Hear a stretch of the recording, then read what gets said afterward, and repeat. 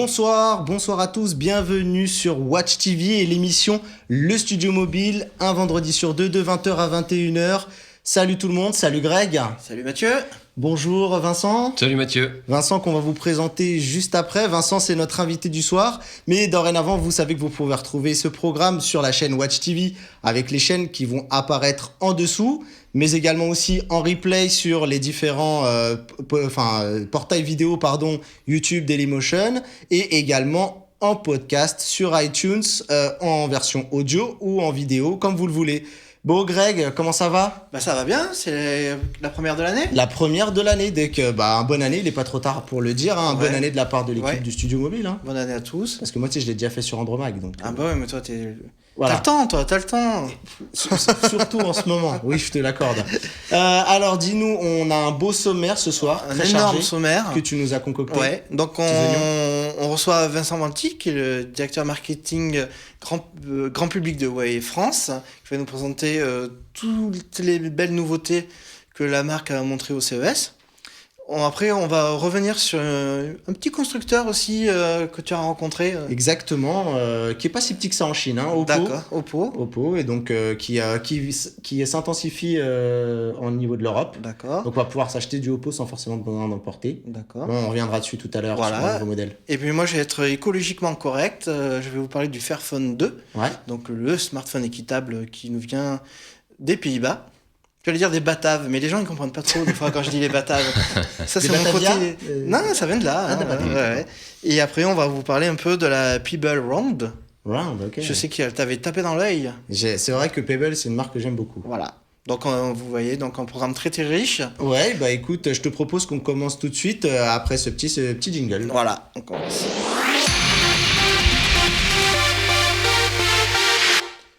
Alors.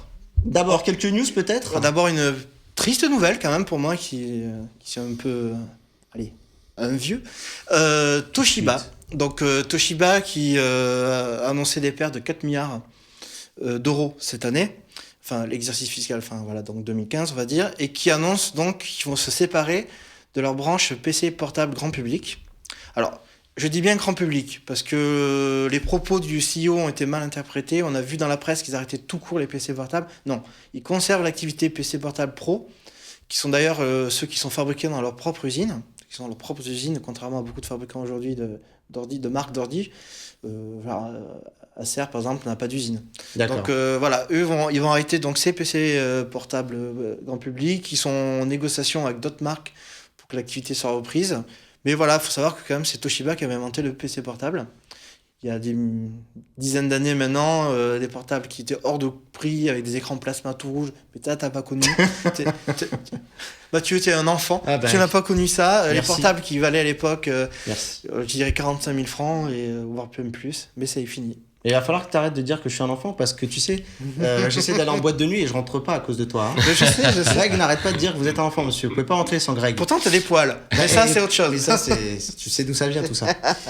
Mais ce qui est drôle, paradoxalement, c'est que Toshiba, il y a peu de temps, a annoncé une gamme de PC portables, mais pour professionnels. Oui, et j'y étais hier d'ailleurs. Voilà. Et du coup, ils quittent le public, mais en même temps, ils annoncent pour les pros. Donc, les pros, ça reste une valeur plus stable, c'est sûr, il y a des renouvellements de parc. Tandis que le grand public, on sent que de toute façon le PC en lui-même est un marché qui décline, qui ne retrouve pas des couleurs, malgré que les tablettes ne font pas spécialement plus recettes que ça. Non, c'est étonnant d'ailleurs. C'est vrai. On pensait que les tablettes allaient enterrer les PC, finalement les deux sont en stagnation. Mais il y a des armes secrètes, notamment chez Huawei. Ça, on en reviendra plus tard. Plus tard. T'as vu ça ? T'as vu ce... Exactement, très très bel enchaînement. Dis-nous tout, on passe à la seconde news ? Oui, alors, ça nous aura pas échappé. Il y a eu des tonnes de rumeurs qui concernaient le rachat de Bouygues Telecom par Orange. Donc ça, ça a été des rumeurs, tout d'abord. Ça a été plus ou moins annoncé après par certains sites, on va dire très sérieux, genre Bloomberg, et repris après par l'AFP. Donc ça a fini, comme ça arrive souvent, par être confirmé. Donc on va dire poliment qu'ils sont rentrés en phase de négociation. Alors au début, ça a quand même été un peu la politique de l'autruche. Non, il se passe rien du tout. C'est souvent ça. Excusez-nous, on a juste bu un verre ensemble, mais voilà. Mais c'est normal, c'est des grosses sociétés qui sont en bourse en plus, donc il ne faut pas créer de problèmes avec ce genre d'histoire. On ne peut pas faire ce qu'on veut, monsieur. Je suis d'accord. Voilà. Exactement. Concernant cette petite news, moi j'ai un petit peu enquêté aussi de ton côté. Peut-être j'ai enquêté aussi, vas-y. Enquêtons. Si on fait un peu rapidement le rappel pour Bouygues, on sait que il y a eu une première tentative de rachat en 2014 qui s'est pas faite. Ouais. On sait que entre guillemets le secteur se va pas trop bien avec l'ensemble des secteurs qui ont vu leurs revenus diminuer, les prix diminuer de 50% des offres. Donc forcément, Bouygues a fait partie quand même des gens qui ont été très très très touchés par l'arrivée de Free à l'époque, qui a cassé les prix. Et donc eux, ils ont subi un chiffre d'affaires en baisse de 1 milliard d'euros juste en 2015. Donc déjà ça, c'était juste pour situer un peu comment... Ils ont annoncé aussi les pertes d'abonnés, enfin ils ont souffert clairement. Avec SFR, ce sont vraiment été les deux qui ont subi de plein fouet les attaques répétées de Free qui cassent les prix.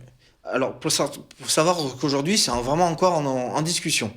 Le PDG d'Orange a dit d'ailleurs qu'il y avait une chance sur deux que ça se fasse. Donc, c'est-à-dire aussi qu'il y a une chance sur deux que ça ne se fasse pas. Donc, parce que c'est des discussions assez âpres. Faut savoir qu'en parallèle, Bouygues, pas Bouygues Telecom, mais Bouygues, devrait rentrer à hauteur de 15% dans le groupe Orange. Exactement. Pour compenser plus ou moins. Et là-dessus, il y a l'ARCEP, le gendarme des télécoms, qui vérifie et qui a peur de la concurrence. Ouais, de retourner un système à laquelle on a connu et qui a même d'ailleurs montré que les opérateurs ont même été condamnés pour entente au niveau des prix. Voilà. Alors, l'idée, qui est un peu farfelue, moi je trouve, et qui est un peu un non-sens au niveau économique, ça serait Orange rachète Bouygues Telecom et sans se renforcer. C'est ce qu'ils ont dit. Ouais. Alors techniquement, on dit, mais s'ils rachètent en concurrence, c'est forcément pour grossir, pour se renforcer, pour compléter leur offre, enfin bref, pour évoluer positivement. Et s'ils se renforcent trop, ça va aller à l'encontre des lois antitrust, ce genre de choses. Exactement. Surtout avec le gouvernement européen qui contrôle vraiment là-dessus. Donc c'est un peu compliqué, clairement. C'est pas encore fait. Moi je dirais c'est... J'ai lu un article, pour être honnête avec toi, là, récemment, en préparant l'émission, là, ça datait de cet après-midi, on peut dire. Où en fait les discussions quand même sont plutôt plus à l'aise maintenant. J'ai l'impression qu'on va tout doucement vers cette confirmation. D'accord. En fait, il y a plusieurs acteurs du secteur qui sont sur la table et que tout le monde y va un peu de son côté pour gagner dans ce deal. On a par exemple Bouygues.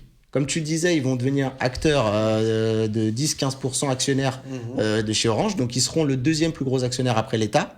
Au passage, Martin Bouygues, il va ramasser quelques petits billets, pas mal, et quelques millions de... Faut que tu parles d'argent. Mais toujours. Et j'ai pas fait d'allusion, tu vois, le Bouygues, le bâtiment, ça c'est ton domaine. Ça c'est complètement chez moi.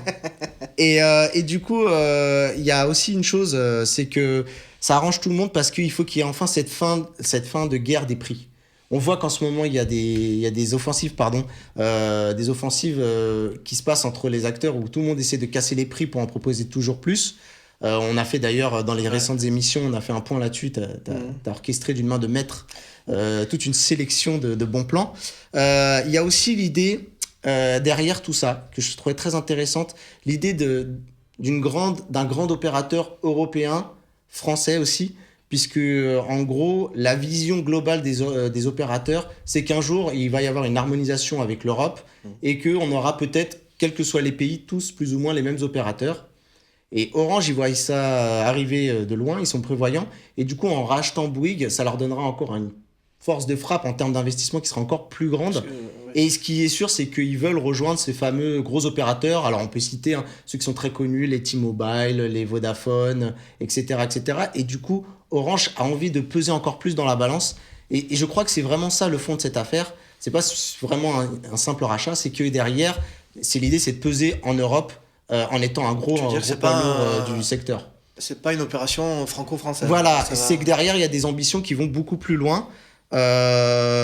D'ailleurs, même le patron de SFR Numéricable, Drahi, qui a envisagé, lui, aussi de racheter Bouygues et il s'est fait fermer la porte, claquer au nez. Lui, il n'a plus finalement très envie de s'opposer à ce rachat par Orange, pardon. Parce que revenir à 3 opérateurs, ça donnera de l'air à SFR Numéricable qui prend très très cher aussi en ce moment, qui a du mal à remonter la pente. Et Free, derrière tout ça, il compte bien récupérer des clients puisque, comme tu l'as dit, l'ARCEP vérifie et qu'au final, ce deal, s'il se fait, il ne sera pas sans contrepartie. Il faudra lâcher des fréquences et également, pourquoi pas, même des abonnés aux concurrents. Donc, c'est du win-to-win qui est en train de se préparer. Win-to-win. Ah bah c'est comme ça, c'est du gagnant-gagnant. Donc, je pense qu'on a fait un bon petit tour sur voilà, cette news. bien sûr, on va vous tenir. Je pense que c'est un feuilleton qui va durer quand même encore quelques mois. D'ailleurs, si vous avez envie de réagir, n'hésitez pas, on vous attend avec le hashtag le studio mobile. Donc, dièse le studio mobile pour nous envoyer tous vos petits messages. Ouais. Je vais les regarder, je vais guetter là. Guette donc. Vas-y. Pendant ce temps, je vais vous parler de Samsung. Donc, hier, j'ai pu découvrir leur nouveau modèle de milieu de gamme. Alors, ils appellent ça des milieux de gamme. Alors, moi, je les situe plus sur du milieu de gamme premium ou du premium moins. Ah oui. Parce que c'est des produits, donc deux produits. Donc, c'est les Galaxy A5 et A3 qui sont quand même à 309 et 409 euros. D'accord. Pour moi, c'est plus du milieu de gamme, au-delà de 250 euros, hein, parce que voilà, le prix médian en France aujourd'hui, c'est plus autour de 200, 250. C'est vrai que le prix des smartphones, c'est plus ou moins a bien baissé, grâce à des acteurs comme Huawei aussi, qui sont là, qui ont permis de démocratiser pas mal de smartphones. Et du coup, effectivement, 300 euros, ça commence 300 à être. 300 et 400 euros même. Voilà, pour 400 commence à être du. Voilà, on n'est plus du milieu de gamme. Pour moi, on n'est plus dans le milieu de gamme. Mais ça se voit d'ailleurs, parce que ces deux produits donc, dont on a une vidéo derrière. Bon, là, c'est moi au sport. Là, c'est. Enfin, bref. Ah, d'accord. Et là, on voit le produit. Donc, et là, c'est qu'est-ce que tu as fait, là, ta femme? Il faut pas. C'est pas ma femme. On le voit sur la vidéo, ces deux produits, on dirait des S6. D'accord. Ils ont les flancs en métal, le dos en verre. La forme générale, les flancs biseautés, on dirait vraiment un S6, et à l'oreille, dans la rue, 9 personnes sur 10 vont penser à un S6. Donc je sais pas si on le voit bien sur les vidéos, mais vraiment en vrai, je les ai touchés hier dans les trois couleurs, donc dont le doré, hier, dont le doré, on le voit là, le doré exact. Justement, on dirait vraiment un S6, et c'est ce qui me fait dire qu'on n'est pas dans le milieu de gamme là. On les voit, ils sont beaux, c'est des très beaux produits, très bien finis, qui me rappellent moi plus à la limite le Alpha que les A de l'année dernière, parce que là c'est les A3 et A5 2016, ils ont gardé les mêmes noms. Les Alpha qui était quand même une série qui était bien réussie, je trouve, c'était plutôt beau. C'était très beau produit, c'était le premier métal vert exactement. Chez Samsung, parce que en parallèle il y avait le S5 qui était vu en plastique. Exactement, ils avaient, avec le Alpha ils avaient un peu revu leur copie sur le design. Donc là on a deux produits, moi je trouve plutôt beaux, plutôt réussis sur le plan esthétique, très bien finis. Très fins, parce qu'ils sont à 7,25 mm. D'accord. On est vraiment encore dans les fins. Donc deux produits. Donc le A3, qui est un 4,7 pouces en HD, avec un processeur Exynos double cœur et 1,5 Go de RAM. Son grand frère, donc le A5, lui, passe en 5 pouces 2. Donc 5 pouces 2, c'est la même taille que le S6. Et qui, lui, est en Full HD. Et avec un pros, lui, 8 cœurs, toujours Exynos. D'accord. On n'a pas trop de détails sur les pros, mais et lui aura 2 Go de RAM. Donc les deux se partagent la même quantité de mémoire, donc 16 Go. Et est-ce que c'est un signe pour les S7, on ne sait pas, et un port micro SD qui avait disparu sur les 6. Et là, il est là. Ce qui en même temps renforcerait cette fameuse rumeur sur le S7 qu'on aurait le retour au port micro SD. Voilà. Donc ce produit, alors, autre différence, le petit frère, donc le A3, celui qui est à 309 euros, est 4G, tandis que le A5, lui, est en 4G+. D'accord. Voilà, il y a quand même des petites différences. Ils n'ont pas. Et ils ont donc tous les deux. La catégorie 6 et 4 pour le premier et 6 pour le deuxième. 4G, voilà. Et les deux ont des batteries améliorées donc, par rapport à la génération précédente. D'accord. On monte presque à 3000 mAh sur le A5, donc on est à 2009. Donc voilà, des beaux produits qui sont dispo, je pense, d'ici une quinzaine de jours, normalement. D'accord. Et je pense qu'on pourra vous les montrer dans 15 jours dans la prochaine émission, donc des produits qui arrivent donc 309 et 409 euros en trois couleurs, le blanc, le noir et le doré. Et les accessoires habituels, les mêmes que le S6. Les coques, la coque rabat, la clear cover, je crois, c'est celle que tu as choisie toi. Et donc voilà. Moi, j'ai rien choisi du tout, j'y étais pas, moi. Oh. Ah oui, j'y étais pas. Non, parce que celle que tu as choisie pour ton S6. Ah oui, exact. Oui. C'est vrai, c'est pas faux. Alors, on va déjà commencer par saluer les gens qui nous regardent sur Watch en direct. Jean-Paul. Je passe je pense à Paquito, moi. Paquito. Voilà. Chez nous, c'est plus Paquitos, mais voilà, on Paquito de 73. Et d'ailleurs, on avait juste une toute première, on a une première remarque qui nous a dit, en fin de retour, vous nous avez manqué. Vous nous avez manqué aussi, merci, c'est vrai. C'est vrai. Juste par rapport au sujet précédent sur les opérateurs, on me demande de regarder notre invité, de nous dire si à votre avis il y a une conséquence pour eux, pour vous en tout cas, qu'on soit 3, 4, 5 opérateurs, est-ce que ça joue ou pas spécialement? C'est pas une réflexion aujourd'hui sur laquelle on est vraiment actif. Oui. On est observateur comme beaucoup de monde. Il y a souvent des rumeurs sur des rachats, que ce soit dans la distribution, Oui. que ce soit dans les opérateurs. On est juste observateur. Le but du jeu, c'est que le consommateur s'y retrouve, bien sûr. Voilà, de toute façon, les 2 opérateurs que vous avez cités, des partenaires très importants pour ouais, c'est clair. Donc on regarde ça bien évidemment avec beaucoup d'intérêt. Alors moi je crois pas trop à l'éventualité de nous remonter des prix parce qu'on est trop habitué à un prix, on peut pas remonter. C'est dans un sens qui est pas naturel. Parce qu'il y a eu des rumeurs aux États-Unis, ils l'ont fait, ils ont remonté les prix. Même la DSL à la maison aux États-Unis, maintenant tu peux avoir 20 gigas, pas plus. Oui, c'est extrêmement cher. C'est compliqué de revenir, c'est quelque part revenir en arrière et je pense que les consommateurs vont encore y gagner. Mais c'est très important ce que tu dis parce que moi, on a un ami que je salue ici qui s'appelle Happy Nico qui suit Watch en général. Tu connais pas le vrai nom des gens, toi? Mais si, il s'appelle Happy Nico, Paquito de Savoie. Happy Nico qui est le designer de mon podcast, l'école des fanboys, et qui vient ici de temps en temps nous faire des petits fais gaffe parce que s'il te voit, il est capable de faire des montages avec ta tête et tout ça, etc. Donc je prends cher. Si c'est avec ma tête, ça va. Voilà, je prends très cher, mais lui, il vit aux États-Unis et il me dit qu'on se rend pas compte de la chance qu'on a à des prix parce que là-bas, c'est extrêmement cher. Hein. Même en Europe d'ailleurs, on est le pays dans les moins chers d'Europe, hein, vraiment. Voilà. Donc on vous invite quand même à réagir avec le hashtag le studio mobile. On est déjà content, il y a du monde, c'est cool. Voilà. Et puis écoute, je pense qu'on a fait le tour des news. Oui, une petite transition, puis on attaque le gros sujet avec les nouveautés Huawei. Ok.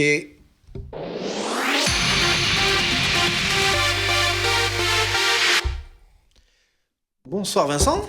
Donc Rebonsoir Greg. Voilà, on te présente à nouveau donc Vincent Vantic, qui est le directeur de marketing du grand public chez Huawei France.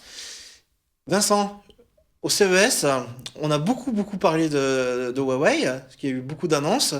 Et tu es là pour nous les présenter, parce qu'on a la chance de les avoir en plateau. Il y en a qui se contentent de les avoir vus sur un salon, des tours d'un stand. Nous, on les a sur le plateau. Exact. Je te propose de commencer par le smartphone, le Mate 8.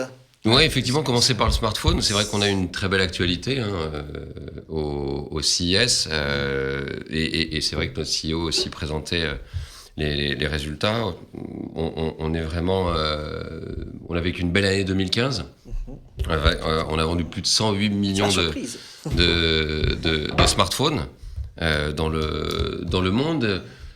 Mathieu, tu parlais tout à l'heure de démocratisation des prix. Mais c'est vrai que depuis quelque temps, chez Huawei, je pense qu'on a habitué les consommateurs à proposer des produits vraiment qu'on appelle premium, c'est-à-dire on est vraiment entré dans le milieu haut de gamme, dans des produits à forte performance, à forte valeur ajoutée, qui offrent de vraies expériences aux consommateurs.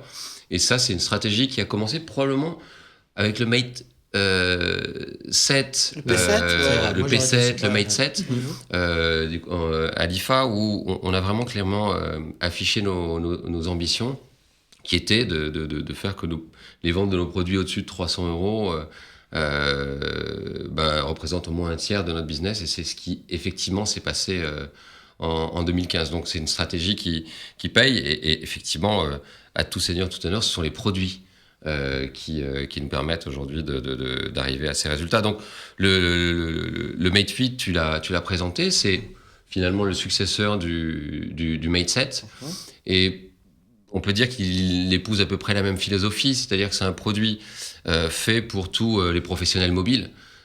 C'est avant tout un produit extrêmement performant. On a travaillé sur un processeur qui est le Kirin 950, qui est un processeur maison, qui, pour la faire courte, mais on le verra dans les tests, améliore les performances, que ce soit du processeur, que ce soit au niveau graphique, par 2. Donc on est vraiment sur un produit extrêmement performant. Mais ce qui est aussi intéressant, c'est qu'on garde ce qui avait fait le succès du Mate 7, c'est-à-dire l'autonomie, et donc on est sur un produit extrêmement productif. On a, avec ce type de produit-là, un produit qui offre, en usage intensif, 2,36 jours, c'est ce qu'on annonce, d'autonomie et en usage normal, Ouais. et en usage intensif, un peu plus d'une journée et demie. Donc c'est vraiment colossal. Et alors, pour ceux qui sont vraiment... et peut-être Mathieu et Greg vous en êtes, mais qui vont utiliser, presque martyriser leur smartphone, Bah, oui. on a un système de recharge. Complètement. C'est-à-dire, en 30 minutes, on peut redonner une journée d'autonomie Ouais. à son Huawei Mate 8. Donc c'est un Moi, j'ai un produit... fouet d'abord, je le fouette, je le martyrise. Après, un coup de recharge, tout de suite. C'est ta Donc- vie privée. Le câble 2 en 1. Le câble, tu fouettes et après, tu recharges. Donc voilà, c'est un produit très performant. On a un magnifique écran 6 l'a pouces d'ailleurs, Full HD IPS Voilà. que vous Toi, voyez t'as peut-être. on voit On deux a les couleurs. 2 couleurs, c'est ça que tu n'as pas Alors, dit. on a- Grosse surprise. Donc effectivement, on a les 2 couleurs qui sont commercialisées actuellement en Europe. Donc on le voit, le blanc et noir, Et noir, ouais. finalement. Juste à se faire. Ici. Donc un écran de 6 pouces avec le meilleur rapport écran versus châssis, puisque l'écran occupe 83% du châssis, ce qui, une fois de plus, C'est est énorme. Pas mal. une énorme performance. C'est-à-dire que c'est un grand écran, mais pas dans un smartphone si grand que ça, finalement. Donc on peut l'utiliser... D'ailleurs, on peut d'une faire la main. comparaison. J'ai un iPhone 6S Plus qui a un écran de 5.5, donc plus petit, Ouais, bah, je pense que et on voit que sensiblement la même taille, on va Ouais. dire. Exactement. il est légèrement plus petit, le Mate 8, et l'écran est plus grand. Voilà, de 0,5 pouces, qui fait quand même Ouais. plus d'un centimètre. Hein. Donc c'est une très très belle Avec plus performance. d'affichage, ouais. Voilà. C'est rendu possible effectivement par des prouesses de design. Et le design, c'est pas que ce qui se voit à l'extérieur, Bien mais sûr. c'est bien sûr ce qui se voit à l'intérieur. Notamment, l'un des points importants, c'est toute la partie fingerprint, c'est-à-dire le capteur d'empreinte digitale, qui a encore été amélioré, beaucoup plus rapide, qui va vous permettre de piloter, bien sûr, d'avoir accès, et c'est un accès sécurisé à son smartphone, mais qui va vous permettre de piloter la photo, avoir accès à vos notifications, répondre à un appel, fermer une application. Donc un capteur qui est très intelligent, mais surtout qui est derrière. Et donc c'est ce qui va permettre aussi d'avoir ce taux d'occupation maximisé sur le Mate 8. D'ailleurs, bravo pour le déverrouillage capteur d'empreinte. Moi, pour avoir fait divers tests, c'est vraiment le Mate S à l'époque, qui était vraiment le plus rapide des Oui, appareils. il était déjà fabuleux. Je sais que Marie est Ouais. très très fan aussi de la technologie, quand on a intégré la technologie du fingerprint. Et ça s'est vu d'ailleurs aussi sur le Nexus 6P que vous avez annoncé en version or lors du CES. Absolument. Bravo Merci. Je le dis pas parce que vous êtes là, et je le dis pas parce qu'il y a 2 Mate 8 et que je me dis que peut-être Sur un malentendu. sur un malentendu, vous partirez et il y en a un qui restera sur la table. Mais bravo. Sur ce point-là, j'ai rien à dire. Autant même sur le Mate 7, on était un peu déçus quand on voyait les images promotionnelles avec les bandes noires. Autant là, c'est vrai que sur le Mate 8, il y a eu un bel effort qui a été fait. Le bezel est très Euh, fin. Ouais. Il reste encore 2 petites bandes noires, un petit chouïa, encore un petit effort pour le Mate 9. Je pense qu'on va être bien. Là. Mais bravo. Merci pour nos ingénieurs. C'est vrai qu'on est une entreprise qui innove énormément. La moitié de nos effectifs, on est 170 000 dans le monde. La moitié de nos effectifs sont des ingénieurs. On investit 14,2% de notre chiffre d'affaires en R&D. En tout cas, ça, c'est des données 2014 qui nous ont permis de réaliser des beaux produits en 2015. Et oui, bien sûr, le fingerprint dans sa version 2.0 est encore plus rapide que celle que tu évoquais, Parce que Mathieu. déjà, le Mate c'était assez impressionnant. Le Mate S, c'était assez impressionnant. Donc, ça améliore encore les performances en regard du Mate S. À côté de ça, il y a beaucoup de choses qui sont intéressantes. On est sur une interface graphique qui est maison, que vous connaissez, qui est l'Emotion UI. On est dans sa version 4.0, qui apporte pas mal de petites choses. Et puis surtout, c'est un produit qui est très orienté usage. On a annoncé le côté tactile du produit. Vous avez probablement évoqué la fonction Knuckle, cette fonction Knuckle qui permet de façon assez simple, de façon assez simple de capturer une image. Capture d'écran. Mais vous pouvez maintenant, avec la même fonction Knuckle, si vous tapez avec les deux Voilà, phalanges, remontre-le parce que j'ai vu Greg, il a pas compris, il met des coups de poing lui dans l'écran. Mais non, mais je suis comme ça. Ah là là. donc en fait, si aujourd'hui effectivement on tape 2 fois avec ces 2 phalanges. Là, ce qu'on va pouvoir faire, et c'est pas mal pour tout ce qui est tips, démonstrations, etc. Pour les youtubeurs, par exemple. Voilà, on va pouvoir filmer ce qu'on... On va pouvoir absolument filmer ce qu'on est en train de passer à l'écran. Donc on n'est plus sur une capture d'écran fixe, mais sur une capture d'écran mobile. Donc ensuite, il me suffit juste d'aller dans le bar de notification, d'arrêter ma vidéo, de l'enregistrer. Voilà, je vais l'enregistrer, je vais lui donner un nom ou je vais la regarder. Toc. Et puis on retrouve... Là, ce qu'on va pouvoir faire, et c'est pas mal pour tout ce qui est... Et on vous entend même, c'est pas beau ? Ça, c'est les fréquences de ma voix qui permettent ça. C'est pas toujours autorisé à tout le monde. D'accord. Ou alors, Vincent, tu es ventriloque.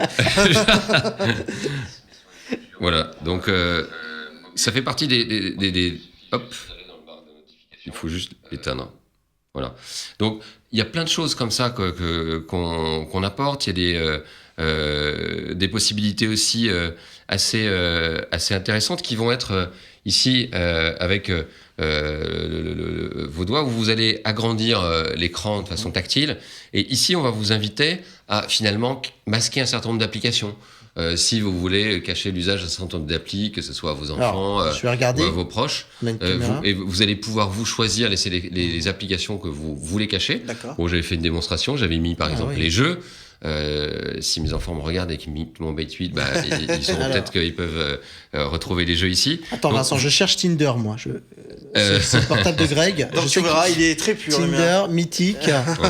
Voilà. Donc en fait, voilà, il y a plein de choses qu'on peut faire. On peut aussi compartimenter l'écran. Voilà, il suffit que je le... Ça s'appelle l'effet Bonaldi. Ça s'appelle l'effet Bonaldi. Bref, vous pouvez partitionner aussi votre écran en 2, ce qui fait que d'un côté, vous pouvez regarder Facebook ou regarder une vidéo, en même temps chatter sur une autre appli ou lire vos mails. Donc, il y a beaucoup de choses qui sont extrêmement pratiques dans le Mate 8. C'est vraiment un produit très, très abouti, à la fois en termes de performance, de productivité et de l'anglicisme, usability, plein d'expériences nouvelles. Voilà, plein de nouveaux usages qui sont très utiles. Un dernier usage peut-être qui est la partie microphone. On a aujourd'hui un système de micro sur 3 types de micros qui vont vous permettre effectivement d'enregistrer des conversations en mode dictaphone ou en mode conférence, c'est-à-dire qu'à moins de 3 mètres, vous pouvez vraiment avoir une conversation en mode conférence call de façon extrêmement aboutie, notamment grâce à ces 3 microphones et un software qui va permettre de gérer ce qu'on appelle le noise reduction, qui va permettre par son algorithme de se focaliser sur la voix et d'aller effacer tous les bruits parasites qui sont autour de cette voix, qui ne se focalisent pas sur l'interlocuteur. J'ai souvent Mathieu qui me fait ça, qui parasite un peu mes propos. Souvent. Qui me coupe. C'est comme ça qu'on m'appelle. Donc il y a plein de belles choses. C'est aussi un très beau produit, très beau design, il est beau. Full métal,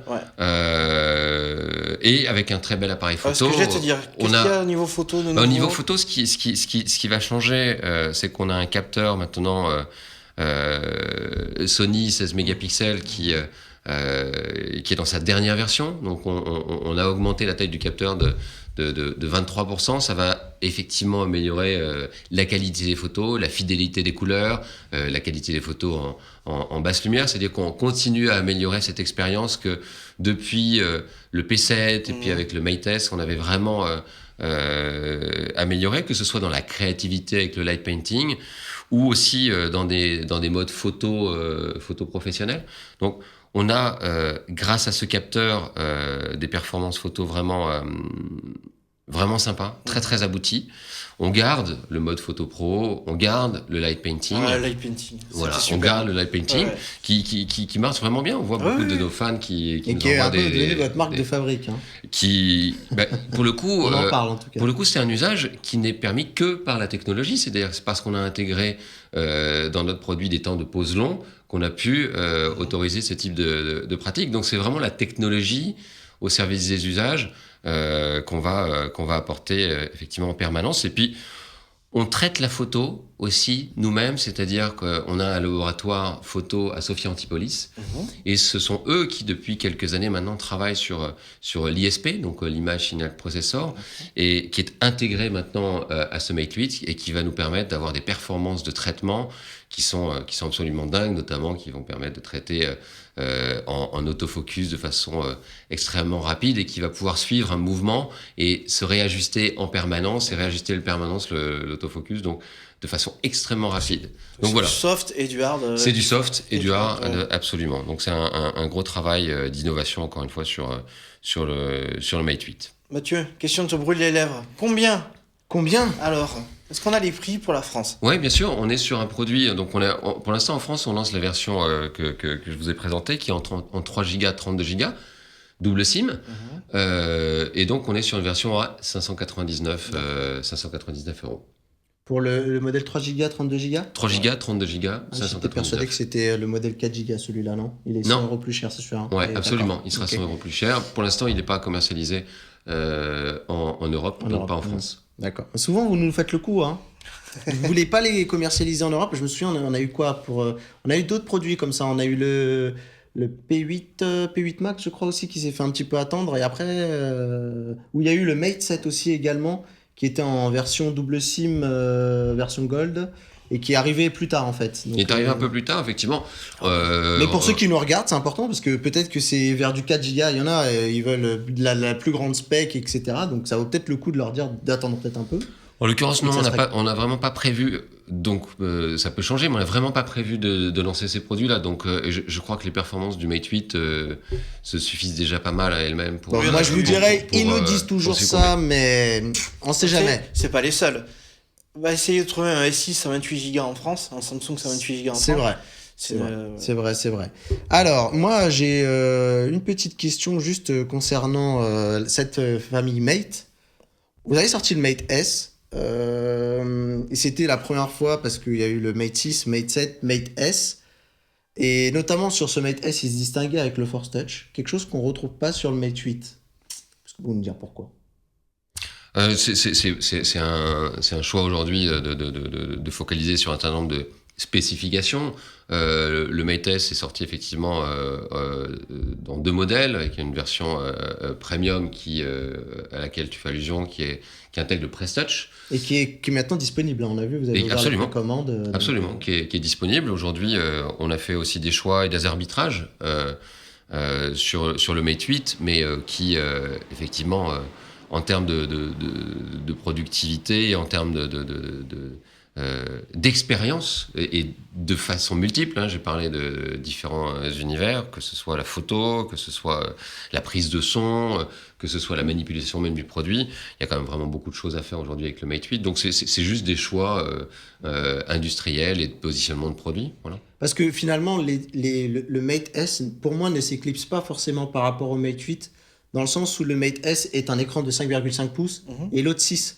Donc je sais qu'il y en a. Ouais, voilà. Enfin, ce que je veux On est dire, sur une famille, hein, Oui, voilà. la famille Mate avec le Mate S qui est à 5,5 pouces, un produit effectivement un peu plus compact, mais dont les designs finalement sont similaires. On est dans une famille, Oui, clairement. de la même façon qu'on a retrouvé des similitudes de lorsqu'on a lancé la famille P avec le P8 Lite, qui est un produit qui fonctionne très très bien, le P8 aussi qui marche très bien. Et donc on est aujourd'hui dans des gammes de produits qui, chacune, va reprendre un peu un look and feel donc, assez similaire. Et c'est le cas du Mate S et du Mate 8. D'accord. Je crois que Vincent, tu as d'autres produits à nous Oui, présenter? c'est ça. Oui, parce que c'était très riche en fait. Ah bah, on les débat. En fait, ce qui est important, ce qu'il faut dire aux gens, c'est que Huawei a eu la très bonne idée d'occuper l'espace dans la mobilité, là où tous les autres concurrents attendent le Mobile World Congress pour afficher. On n'est pas à l'abri encore de surprise. Hein. Enfin, Non, Vincent ne oui, le dira mais pas, mais ce que je veux dire, c'est que pour l'instant, on n'est pas à l'abri de surprise, mais qu'ils ont été très bons d'occuper l'espace médiatique du CES, notamment pour Android et la mobilité, parce que il y a eu que eux. On les a vus sur 2 aspects. Moi, j'ai regardé un peu ce qui s'est passé. On a donc Huawei qui a fait ses annonces. Et on a également Honor aussi, votre branche, qui a aussi également fait une annonce là-bas.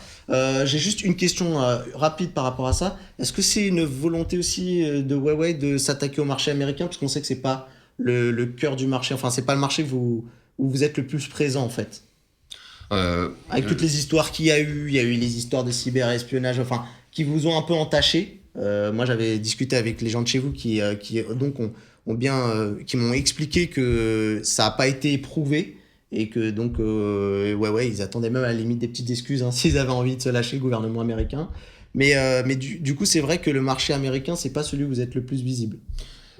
Alors, j'ai pas ressenti de défiance, moi, sur le marché américain. Je suis allé au CES et j'ai vu beaucoup de monde sur le stand. Ah, mais parce que je trouve que l'image de marque est remontée vraiment. Je vois mes camarades d'Android Authority, parce que je les connais bien, et souvent ils testent vos mobiles, même s'il y en a, ils sont pas compatibles avec les fréquences américaines, où il faut faire des concessions sur les fréquences.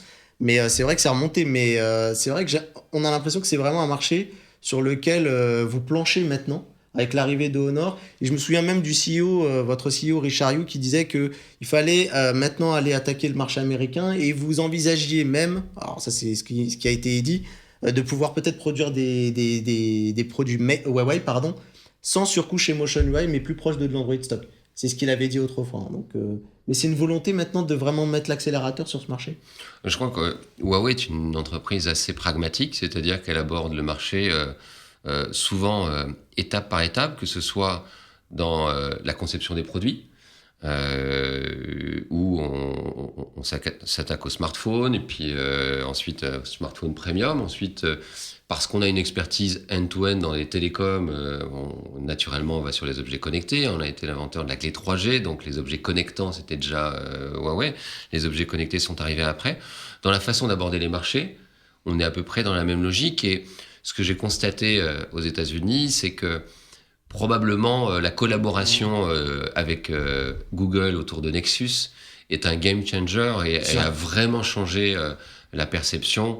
Je pense qu'ils sont en train de se rendre compte de combien Huawei est innovant, fiable, et peut apporter des produits très différenciants sur le marché américain aussi, bien sûr.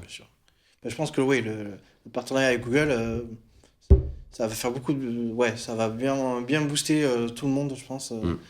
C'est clair. Parce que c'est un nom quand même, mine de rien. Et chaque fois, on a l'impression que ça a fait la même chose pour LG avec le Nexus 5. Enfin, c'est à chaque fois apporter ses fruits pour les produits de la marque en nom propre, quoi. C'est évident. Bon, je vais juste faire un petit bonjour à Android Conseil qui nous regarde sur les réseaux sociaux, sur Twitter. Je ne sais pas, mais en tout cas, qui est d'accord avec moi, qui trouve que Huawei ici est moins présent aux USA qu'en Europe. Donc voilà, comme ça, je te salue. Je suis tout à fait d'accord avec toi. Ok, alors maintenant, qu'est-ce que tu nous montres, Vincent ? Un deuxième produit... c'est vrai que nous, ça fait quelques temps qu'on fait des tablettes chez Huawei, mais c'était plus des produits destinés au B2B. Là, ce qu'on a sorti avec ce produit-là, c'est un produit assez rare, c'est-à-dire qui va permettre d'offrir une expérience audiovisuelle assez dingue. On a tissé un partenariat sur tout le système son audio avec Harman Kardon, excusez du peu. Ouais, et on a sorti un produit fantastique. À la fois, on est sur un écran WXGA qui est en 1900 par 1200, donc qui offre une très très belle expérience visuelle, mais une expérience son incroyable. Vraiment. Alors, je sais pas si la démonstration peut rendre ici, mais on va le mettre là sur la caméra, et puis on va essayer de. Donc c'est. Ah bah dis donc. J'ai eu peur, moi. Papa. Et là, j'en profite pour faire un petit coucou à nos camarades de Cinewatch. Parce que là, c'est la bande-annonce. Voilà. Et notre réalisateur qui me dit, on sature tous les micros, faites un enfant. Effectivement, il y a la patate. Ça envoie, hein. Ça envoie, hein. Voilà, donc ce produit, on n'a pas encore dit son nom. C'est le Mediapad. C'est le Mediapad M2. Voilà. Donc c'est un produit qui effectivement va offrir une très très belle expérience audiovisuelle. On est dans la lignée de ce qu'on fait, c'est notre triptyque dans l'activité consumer, c'est du design, de la technologie au service des expériences. Et avec ce type de produit-là, on est vraiment dans une expérience assez rare. On a un usage maintenant qui est quasiment le deuxième écran, hein. On regarde beaucoup de séries, on va beaucoup sur YouTube avec sa tablette, et c'est vrai qu'avec ça on n'a pas besoin de brancher d'autres écouteurs externes pour avoir une qualité de basse ou une qualité ou une finesse de son. On est vraiment sur un produit assez dingue en termes audio. Vous aurez probablement l'occasion de le tester. Donc on est sur un produit voilà, qui devrait faire parler de lui et dont je sais que déjà la distribution est assez friande, a été bluffée. Moi, je vois des petits détails qui me rappellent vos téléphones, comme les grilles de Ouais. haut-parleurs, tout ça. C'est Mhm. assez... Moi, tout de suite, j'ai vu ça. J'ai dit, tiens, cette grille, elle me rappelle un téléphone. Peut-être pas le... Eh si, regardez. Ouais. Il y a quand même des... Ça, j'aime bien. Voilà, on voit Bah, il y a Ouais, une c'est bien, vraie ouais. identité Voilà, une visuelle vraie qu'on est en train de identité. retrouver On- maintenant On a les mêmes grilles de haut-parleurs. sur l'ensemble de nos produits. Ouais, Ouais. ça, c'est chouette, c'est des marques qui font C'est ça. c'est très Bravo. clair. Ce qu'a fait d'autres marques Mm. plus connues ont joué beaucoup là-dessus et ça, c'est chouette d'arriver là. Donc, Autre c'est- aspect, ouais. peut-être le dernier, c'est effectivement, on a intégré un système de capteur d'empreinte digitale sur ce D'accord. produit-là. L'intérêt, vous pouvez l'imaginer assez facilement, c'est de pouvoir offrir c'est des bien. univers différents en fonction des utilisateurs, ce qui peut toujours avoir du D'accord. sens puisque c'est un produit familial. Donc, Par essence, ouais, la voilà. tablette, tant le smartphone, ça reste quand même Mm. plutôt personnel. Ouais, dans la tablette, Tablette, les on la donne, multi-comptes, ça fait sens, hein, on est d'accord. Ouais. Donc là, l'empreinte digitale, le lecteur, il est dans le Il bouton est devant. Home. Ouais, absolument. Pas au dos, ce qui aurait été difficile d'ailleurs. Oui, ce qui paraît plus logique. même. D'accord. Et là, on retrouve votre interface utilisateur. On est aussi Motion sur UI, l'Emotion UI. ouais, 4.0. Voilà. Donc, D'accord. voilà, un produit qui, je pense, va bien marcher, qui va nous permettre de reprendre un peu la main sur la partie grand public. Encore une fois, c'est des produits qu'on vend en B2B, mais sur la partie grand public, avec cette expérience-là, on va offrir une expérience très différenciante par rapport à notre concurrent. Donc c'est plutôt Nos produit concurrents. dans l'eau de gamme aujourd'hui, parce qu'on sait que le prix médian dans les tablettes est bas aussi, a bien baissé. Notre stratégie, elle est une stratégie de valeur, hein, je l'ai dit tout à l'heure. Donc, on est sur les produits premium. On a aussi aujourd'hui, dans sa version 2 Go, 16 Go en Wi-Fi, on est sur un produit qui est à 349 euros. C'est peut-être pas à 100% le prix définitif, mais c'est dans cette ordre-là, D'accord. 350 euros. Et dans une version LTE à 400 euros. Avec un stylet aussi, je crois. Avec un stylet absolument Donc, qui est fourni, qui est fait par nos amis de Wacom et qui est extrêmement sensible, très précis. Donc un très très beau produit. Voilà. Très beau produit qu'on va avoir du mal à te rendre. Voilà. Mais il faut le faire, attention. Oh Celui-là, vous allez être obligé de me le rendre, bien sûr. Je vous le prêterai que vous puissiez Oui, on n'en doute pas. le tester. Vous avez déjà un test à faire avec le Mate 8, donc Ouais, il y a chouette. un peu de taf.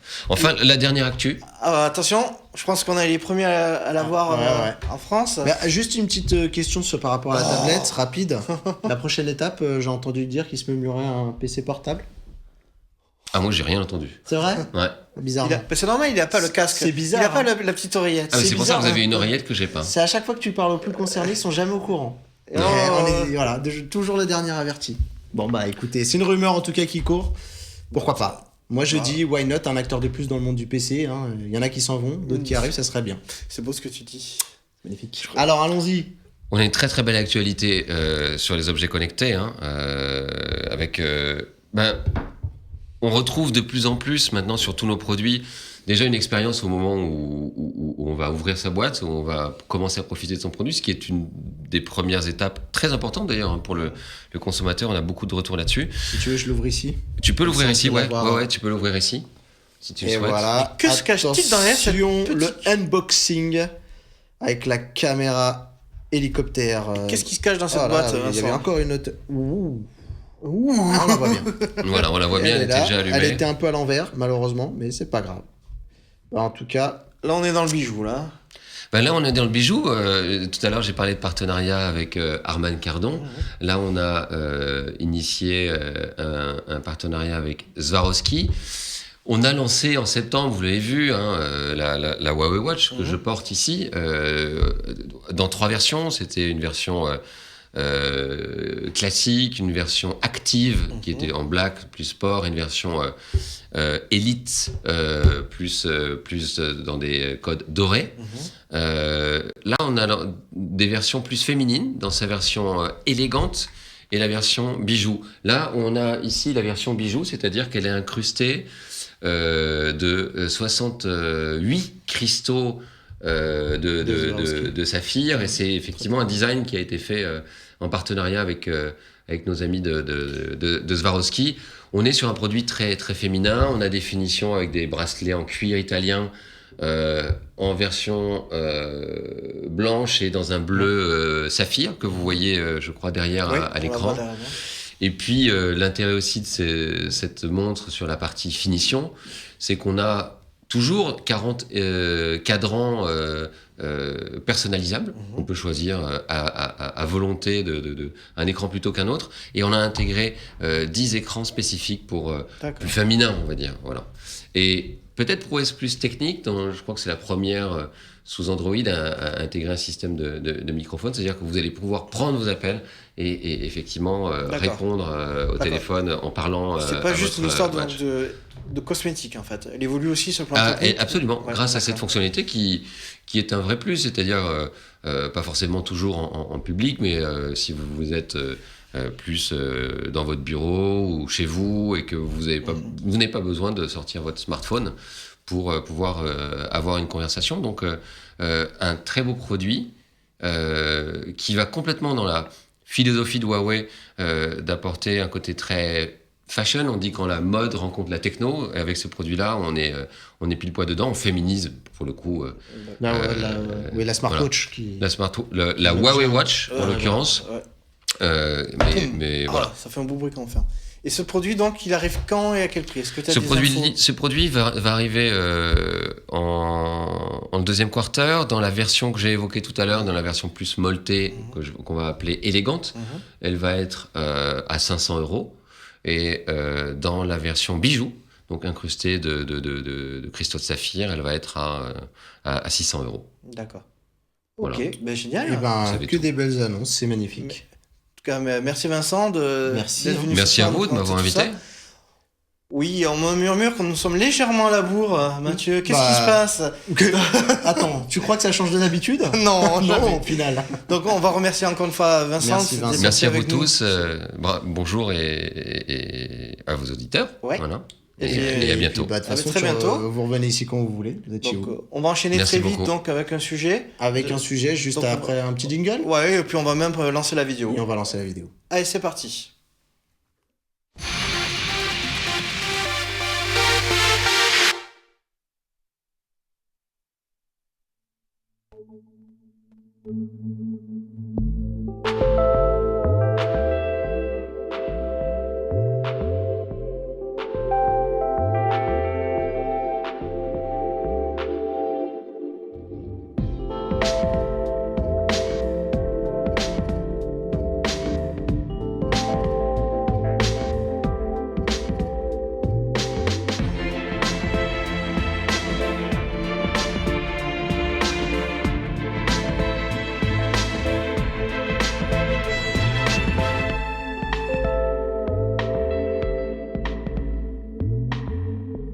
Alors, le Oppo F1, alors c'est une marque chinoise qui est très connue.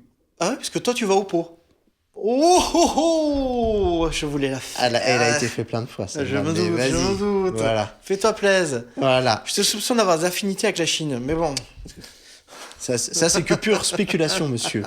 Alors, Oppo, c'est une marque chinoise qui est très friand enfin, les importateurs sont très friands de cette marque, qui est une marque qui est un peu au-dessus de la moyenne. On les connaît un peu plus parce qu'ils ont des liens très forts avec la marque OnePlus. Et en fait, ils ont décidé de mettre encore un pied un peu plus en Europe. Il faut savoir qu'on pouvait déjà acheter leurs produits via une boutique qui s'appelle Oppo Style, qui est basée en Angleterre. Mais c'était très confidentiel. Exactement. Oppo. Et du coup, moi, j'ai eu la chance de les rencontrer justement pour pouvoir un peu découvrir ce qu'ils nous proposent, en tout cas pour l'Europe, parce que tous les produits ne seront pas entre guillemets disponibles aussi facilement. Et là, on a le Oppo F1. Alors, le Oppo F1, c'est un appareil milieu de gamme. Et puis, du coup, moi, j'ai eu la chance de pouvoir en faire une vidéo prise en main. Qu'on va pouvoir regarder rapidement. Ouais, donc c'est du métal. On est sur un écran de 5 pouces avec une définition HD de cet appareil. On a un Snapdragon 616 dessus. 616. Voilà, exactement. D'accord. Qui est cadencé à 1,7 GHz. On a un appareil photo de 13 mégapixels à l'arrière, 8 mégapixels à l'avant. Une mémoire interne de 16 Go avec la possibilité avec micro SD de pouvoir augmenter cet espace de stockage. une batterie de 2500 mAh. Alors ici, c'est le fondateur, c'est le fondateur, il serait ouais, grave, carrément. C'est Oppoman. Oui, c'est pas mal. C'est l'ambassadeur de Oppo France. Donc François Oppo. voilà. Oh, punaise, ils en prennent pour. C'est toi qui me dis qu'on est en retard. Hein. Non, Moi, non, je veux bien. vas-y. On peut en faire comme ça pendant. Bon, enfin, en tout cas, je voulais saluer Lionel, qui est l'ambassadeur de la marque. En fait, c'est un passionné de la marque D'accord. et qui communique pour elle depuis un petit moment. Alors, ce que beaucoup de gens vont te dire quand on parle de produits comme ça, pas spécialement designés pour le marché mondial, les fréquences. Est-ce que ça supporte toutes les bandes de fréquences? Ça supporte toutes les bandes de fréquences. C'est ce que m'a dit Oppo. Pour te donner une idée, en fait, comme c'est des smartphones qui sont d'abord pensés pour le marché chinois, ils ont une ROM qui s'appelle ColorOS, un peu comme ce que Huawei a avec Emotion UI, mais qu'ils ont bien compris de leur côté que les Européens ou les Américains sont pas fans de ces surcouches qui sont très chinoises, très iPhone, entre guillemets. Et du coup, ils ont un projet qui s'appelle le projet Spectrum, qui est déjà disponible pour certains produits de la marque, dont certains, si vous êtes détenteur d'un Oppo R7 ou d'un R5, vous pouvez passer sur une ROM alternative qui s'appelle le projet Spectrum, qui est faite par Oppo lui-même et qui revient sur des valeurs plus proches d'un Android stock. C'est-à-dire que tu as carrément de l'Android stock, mais avec les ajouts logiciels de Oppo qui misent avant tout sur la photo. C'est vraiment une marque axée sur la photo. Donc d'ailleurs, ils se sont un peu renommés Oppo Caméraphone, pour te dire. Et pour l'instant, ils attaquent le marché avec le secteur, je pense, qui rapporte le plus. C'est le secteur du milieu de gamme. C'est 229 € pour le prix. Donc c'est du métal, hein, ce que tu vois derrière toi. Et vraiment, on parlait de ratio, taille ratio. On nous parle de 92,3% de métal sur ce produit. Donc c'est vraiment un produit qui m'a plu. Moi j'aime bien cette marque. Il est beau en tout cas. Enfin, voilà. J'ai pas touché. Moi, Voilà, j'ai pas eu la chance, je pense que ça va être un sérieux concurrent à Honor, par exemple. Ce que j'allais te dire, Honor Voilà. est en face avec son. Exactement. Ouais. Donc là, ils s'attaquent à eux et je pense qu'ils auront des arguments à faire valoir. J'ai beaucoup aimé et j'en profite parce que c'est ma nouvelle chaîne YouTube que je suis en train de monter qui s'appelle Restez connectés. Donc si vous voulez aller faire un petit tour et vous abonner, moi ça me fera très plaisir et de toute façon j'aurai l'occasion de tester l'appareil. On en reparlera beaucoup plus longuement dès que je l'aurai eu en main en fait. Cool. Tu nous en parles dans la prochaine. Tu penses que tu peux nous en faire un test? J'ai en train de voir avec Lionel pour en avoir un pour Watch. Et pour rester connecté. Et pour le studio mobile. Et pour le studio mobile. Et bon, on est pressé, on a dit. Bah, on y va. Alors, ouais, tout ça c'est beau, mais C'est au beau. c'est au pot. Et c'est au point. Et C'est au poil. il s'est passé récemment un truc, je sais pas si t'as vu à Paris, c'était difficile de circuler. Exactement. On parlait beaucoup d'environnement. Exact. Et on se dit, on oppose souvent quand même tout ce qui est smartphone, tous nos joujoux à l'environnement. La COP21, tu parles. Voilà. Donc on sait que on peut polluer pour les fabriquer, pour les recycler, tout ça.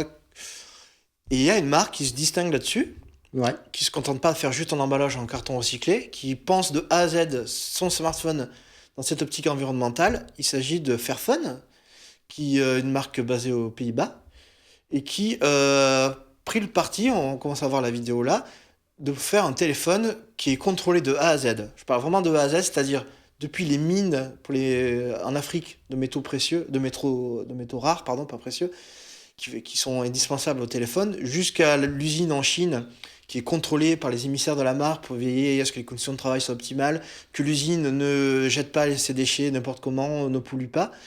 Et le téléphone en lui-même a la particularité d'être, on va dire, quasiment entièrement réparable et évolutif, sans d'outils particuliers et par l'utilisateur en lui-même. Et je vais tenter une expérience extraordinaire, messieurs, dames. Essayez, alors dis-nous tout. Alors, le Fairphone 2, donc le voilà. Le Fairphone 2, c'est un smartphone 5 pouces qui est basé sur un Snapdragon 801, donc qui n'est pas une puce de dernière jeunesse, mais qui assure encore Mais quand qui même est très pas mal. bien. Voilà. Mm. Qui est en plastique, donc forcément un peu épais. On va vous le montrer là à la petite caméra si elle veut bien se mettre en branle. Et donc voilà, c'est pas ce qu'il y a de plus beau, clairement. Voilà, faut pas, c'est pas l'esthétique passe pas en priorité pour cette marque. Il est un peu cher aussi par rapport au spec, qui est quand même un produit à 525 €. Mais ça veut dire aussi qu'on accepte de payer un peu plus cher un produit parce qu'il est fabriqué entre guillemets dans les règles de l'art, point de vue environnemental. Et ce téléphone, donc, je vous disais, a la particularité de pouvoir se démonter assez facilement sans outils, ou en tout cas sans outil spécifique. Donc au pire, on aura besoin d'un cruciforme tout à fait banal. Et on peut acheter aussi les pièces détachées sur le site. La caméra, l'écran, le module speaker. Donc celui-là sur iFixit, il va avoir une très bonne note. Eh bien, il est le maximum. Il a déjà été passé. Et moi, je vais vous montrer comment on peut changer l'écran en 20 secondes sur ce téléphone. Donc, attention. On commence par enlever la coque. Les Guinness des records, si vous nous regardez, il y a un truc là. On enlève la coque. On enlève la batterie. Attention. Il y a vous voyez, deux petites. Reviens un peu plus par là, si tu peux. Voilà. Hop, on enlève ça. On fait ça.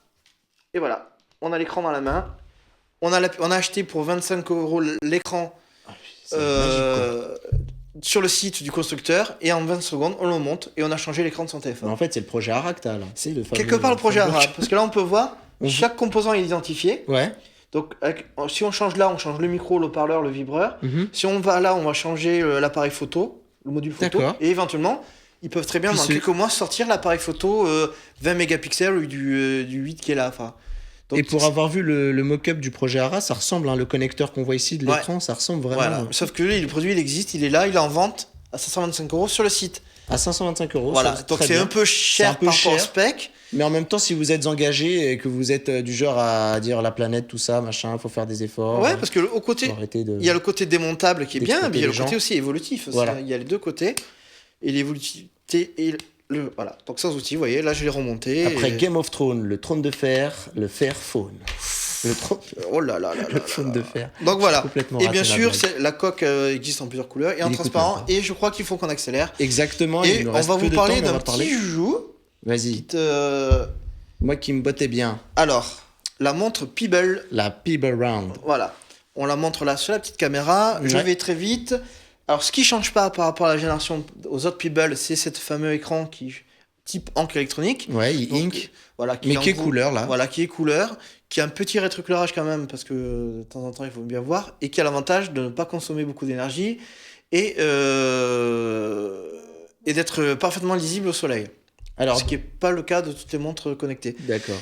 Ce qui change pas, c'est l'OS. Donc, on se retrouve avec Pebble OS, qui est assez minimaliste, mais qui, du coup, très efficace, même, je pense, quand même. peut s'accommoder d'un petit hardware. Donc là, on a un petit processeur qui est même bridé. C'est un 180 MHz bridé à 100 MHz. D'accord. Voilà. Alors, ce qui change, elle est ronde. Oh, comme vous l'aurez sans doute constaté, par rapport aux modèles qu'on voit derrière toi, qui sont carrés. Donc, ce modèle est rond. On peut trouver dommage quand même que l'écran n'occupe pas toute la surface. Oui, c'est ce que j'ai vu, ouais. Alors, il y a deux explications. D'une part, il faut placer la mécanique des boutons. D'accord. On n'aurait pas la place et l'écran était affleurant. Et certains qui l'ont démonté disent que c'est tout simplement parce que l'écran n'est pas rond. C'est un écran carré, voire...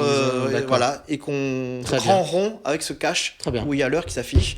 Pour le coup... Tu l'as testé, toi ? Ouais, je l'ai depuis quelques jours. Qu'est-ce que t'en penses ? Alors, elle est très très fine. Beaucoup plus fine que la concurrence. Elle fait 7,5 mm. Elle est beaucoup plus légère. Elle fait 28 grammes. Donc, on est vraiment divisé par 2, voire par 3 pour certains modèles concurrents. Elle est très agréable à porter. Très bien finie. Un boîtier en inoxydable avec un beau cuir. L'OS, qu'est-ce que t'en as pensé ? L'OS est toujours aussi limité. D'accord. Mais surtout sur iPhone. Quand on l'utilise avec un Android, il y a d'autres fonctions qui apparaissent et ça va beaucoup plus loin. Par exemple, il y a le micro qui est intégré, qui peut permettre d'envoyer des messages vocaux qui ne fonctionnent que sur Android. Bémol, l'autonomie qui était de 5 jours passe à 2. Exactement. À 2 jours vérifiés. On tient bien les 2 jours.